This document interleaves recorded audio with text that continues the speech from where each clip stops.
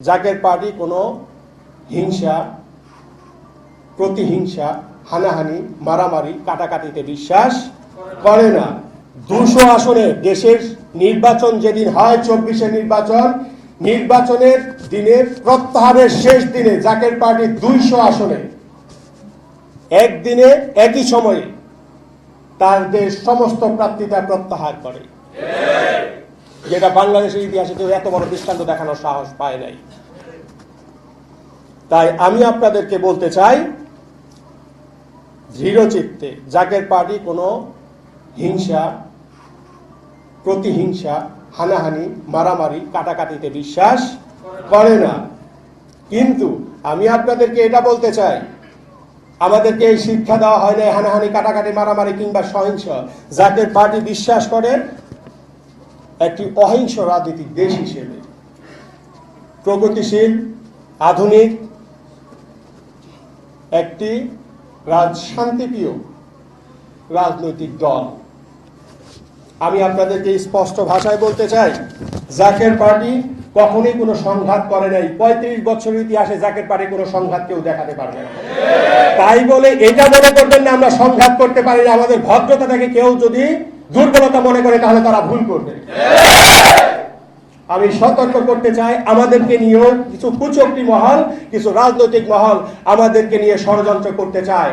আমি বলতে চাই, দেশ গভীর ষড়যন্ত্রের দিকে ধাবিত হচ্ছে। দেশ এবং দেশের বাইরে থেকে দেশের ষড়যন্ত্র হচ্ছে। আমি সাবধান করতে চাই, জাকের পার্টি যত রকমের ষড়যন্ত্র হোক না কেন, এই দেশকে রক্ষার ক্ষেত্রে জাকের পার্টি বিন্দুমাত্র পিছপা হবে না। কিন্তু এইখানে একটা বিষয় আছে। আজকে আমি যদি বলতে হয়, একদিকে যদি আমরা চলে যাই ফিলিস্তিনের ঘটনা, ইউক্রেনের ঘটনা, ভারত পাকিস্তানের গতকালকে ঘটনা আপনারা সবাই জানেন।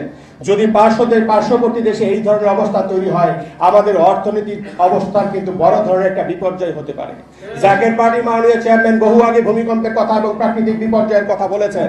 আজকে সেটা নিয়ে আমরা কথা বলছি, কিন্তু এই বিপর্যয় যদি হয়, জাতি কোথায় গিয়ে দাঁড়াবে, রাষ্ট্রীয়ভাবে কতটুকুই আমরা স্বাবলম্বী হয়েছি, এই বিষয়ে কিন্তু প্রশ্ন থেকে যায়। তাই ইদানিংকালে আমরা দেখতে পাই এই কুচক্রী মহল দেশ এবং দেশের বাইরে দেশকে নিয়ে ষড়যন্ত্র করছে। এই ষড়যন্ত্র থেকে যদি রুখতে হয়, ঐক্যের কোনো বিকল্প নাই।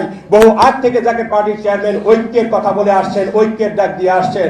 আমি ধন্যবাদ জানাই বর্তমান অন্তর্বর্তী সরকারকে, ওনারা সেই ঐক্যের জন্য আপ্রাণ চেষ্টা চালিয়ে যাচ্ছেন। কিন্তু সেই ঐক্যটাকে করতে হলে সবাইকে নিয়ে করতে হবে। সেই ঐক্য যেন অবশ্যই অটুট থেকে আগামী দিনে দেশকে একটি সমৃদ্ধশালী রাষ্ট্র করতে পারি, সেই দিকেও আমাদেরকে নজর দিতে হবে। পরিশেষে আমি বলতে চাই, সামনের দিনগুলিতে সামাজিক নিরাপত্তার যে বিষয় আছে, আপনারা দেখেছেন দেশীয় অস্ত্র ইদানিংকালে অনেক ব্যবহার হচ্ছে। সামাজিক নিরাপত্তা নিয়ে সংশয় দেখা দিয়েছে। উগ্রবাদ যদি মাথা ঝাড়া দেয়, মনে রাখবেন দেশ যদি বিপর্যস্ত হয়, কে কোন দল, কে হিন্দু, কে বৌদ্ধ, কে খ্রিস্টান, সেটা দেখবে না। বিপদগ্রস্ত হলে বাঙালি জাতি বিপদগ্রস্ত হবে। অতএব এই বিপদ থেকে যদি আমাদেরকে উদ্ধার পেতে হয়, আমাদেরকে ঐক্যবদ্ধ শক্তিতে পরিণত হতে হবে। তাই ছাত্র ভাইদেরকে নিয়ে আজকে আমরা যে দুর্ভাগ্য নীতি এগিয়ে যাচ্ছি, সেই অগ্রযাত্রা যদি অব্যাহত রাখতে হয়, আমি প্রথমেই অনুরোধ করব, আমরা যেহেতু ছাত্র সমাজ, আমাদের প্রথম দাবি থাকবে শিক্ষা খাতে অবশ্যই বরাদ্দ বৃদ্ধি করতে হবে, এবং সেটা অবশ্যই আমার দৃষ্টিকোণ থেকে 3 থেকে 5% হওয়া উচিত।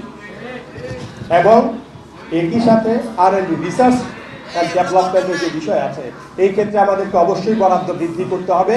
যদি বরাদ্দ বৃদ্ধি না করতে পারে, আমরা উদ্ভাবনীতে এগিয়ে আসতে পারবো? সম্ভব হবে না।